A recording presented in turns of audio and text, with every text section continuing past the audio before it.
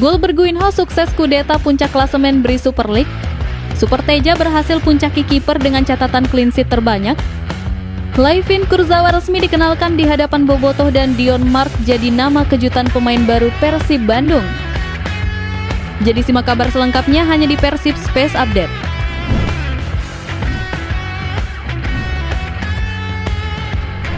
Berhasil puncaki klasemen, Persib kenalkan 2 pemain kejutan usai laga. Laga panas tersaji di Stadion Gelora Bandung Lautan Api pada hari Minggu semalam. Yap, Pageran Biru menantang tim dari Timur, PSBS Biak dalam lanjutan pekan ke-18 BRI Super League musim ini. Tampil di hadapan supporter sendiri, Bojan Hodak menurunkan pemain terbaiknya dengan formasi 4,3,3. Persib Bandung sejatinya tampil langsung menekan sejak peluit wasit dibunyikan. Namun lini pertahanan PSBS Biak yang begitu rapat membuat Tom Haye dan kolega sulit menciptakan gol di babak pertama. Meskipun mendominasi permainan dan menghasilkan beberapa peluang, Persib Bandung gagal mencetak gol ke gawang PSBS Biak di babak pertama. Dengan hasil 0-0 tersebut, duel Persib Bandung melawan PSBS Biak di babak kedua juga berlangsung lebih ketat.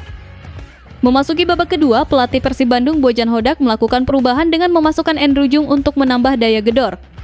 Tekanan Persib Bandung langsung meningkat. Tom Haye kembali mencoba peruntungannya lewat tembakan jarak jauh, tetapi bola masih melenceng dari sasaran. Titik balik pertandingan terjadi pada menit ke-56.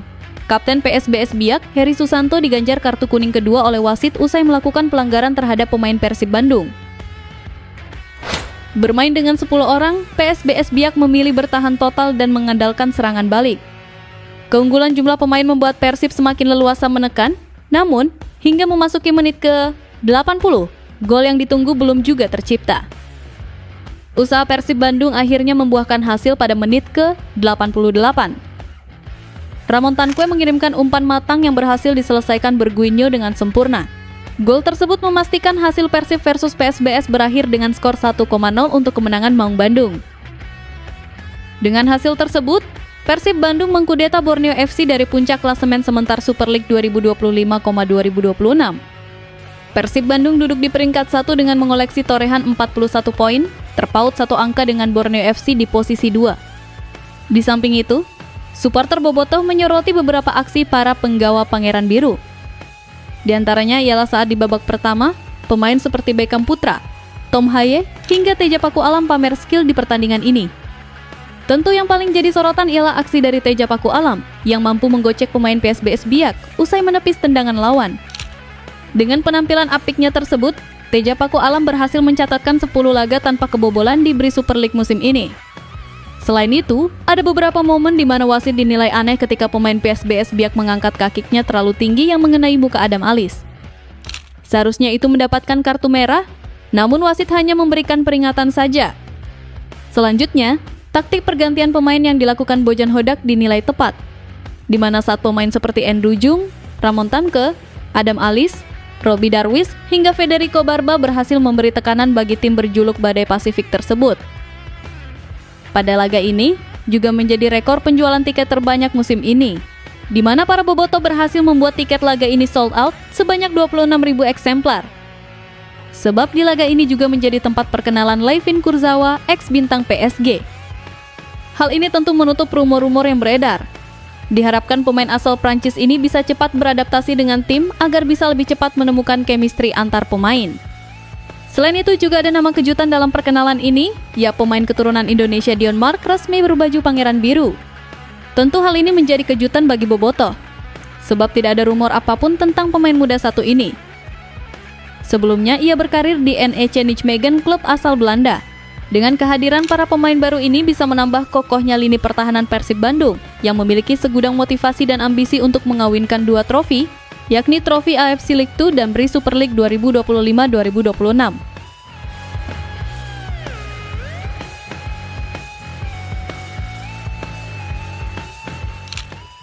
AFC sanksi Persib lagi.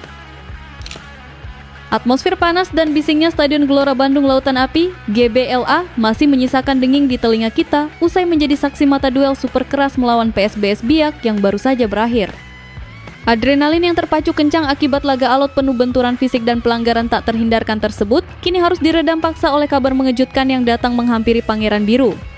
Manajemen Persib Bandung dipastikan harus kembali merogoh kocek sangat dalam setelah AFC secara resmi menjatuhkan sanksi denda fantastis mencapai 503 juta rupiah akibat masalah disiplin.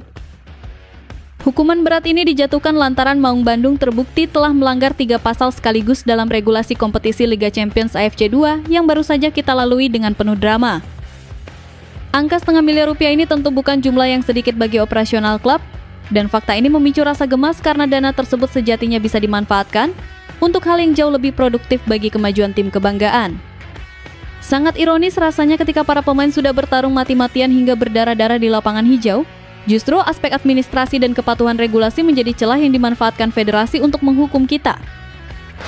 Bobotoh tentu berhak menuntut manajemen agar bekerja lebih jeli, teliti, dan profesional dalam memahami setiap detail aturan main AFC, supaya donasi rutin ke federasi tidak menjadi tradisi tahunan. Evaluasi menyeluruh dan pengetatan disiplin internal dari jajaran atas hingga ofisial wajib segera dilakukan manajemen untuk memastikan kesalahan elementer yang melanggar 3 pasal ini tidak terulang di laga internasional berikutnya.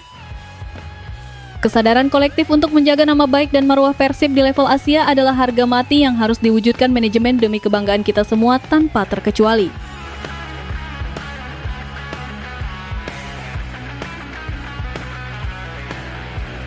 Arema siap bajak ramontan kue dari Persib Bobotoh rela? Desas-desus panas bursa transfer yang dihembuskan oleh akun @transfernews.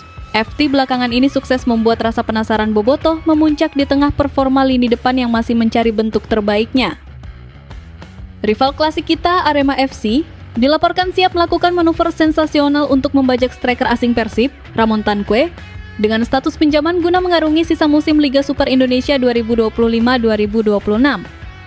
Keinginan kuat Singoedan untuk merekrut penyerang berusia 27 tahun ini didasari oleh kebutuhan mendesak mencari tandem sepadan bagi Dalberto yang telah mengemas 10 gol, mengingat striker lokal mereka Dedik Setiawan masih mandul tanpa gol dalam 9 laga. Skenario transfer ini tentu memicu perdebatan sengit di kalangan supporter. Apakah kita rela memperkuat rival abadi dengan menyerahkan striker yang sebenarnya masih memiliki potensi besar untuk meledak? Meskipun Ramontan Kue tercatat baru mencetak 3 gol dari 15 pertandingan, data teknis menunjukkan ia cukup agresif dengan melepaskan 25 tembakan dan 15 diantaranya tepat sasaran ke gawang lawan. Namun, realita taktik di lapangan menunjukkan pelatih Bojan Hodak saat ini lebih mempercayai Andrew Jung, yang sedikit lebih unggul produktivitasnya dengan torehan 4 gol sebagai pilihan utama. Meminjamkan Ramon ke Arema mungkin menjadi opsi logis untuk memberinya jam terbang, namun resiko memperkuat musuh bebuyutan di putaran kedua tetap harus diperhitungkan dengan sangat matang. Di sisi lain, lini serang Persib Bandung saat ini masih perlu dengan keberadaannya.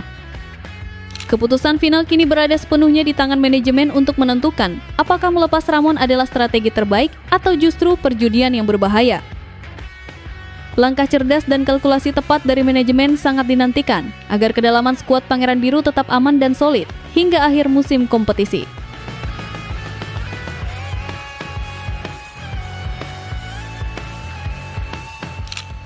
Debut tragis Rezaldi Hehanussa di Persik Kediri. Kabar dari tanah rantau membawa kisah debut yang sangat menyayat hati bagi sosok bek kiri yang pernah menjadi bagian penting dari benteng pertahanan Persib Bandung, Rezaldi Hehanussa. Laga perdananya berseragam Persik Kediri melawan Malut United di Stadion Gelora Kieraha pada Sabtu lalu harus berakhir dengan cara yang paling tragis dan memilukan. Antusiasme tinggi Rezaldi untuk bangkit seketika berubah menjadi mimpi buruk ketika wasit Aprisman Aranda setelah meninjau tayangan VAR memutuskan untuk mengganjarnya dengan kartu merah langsung akibat pelanggaran keras.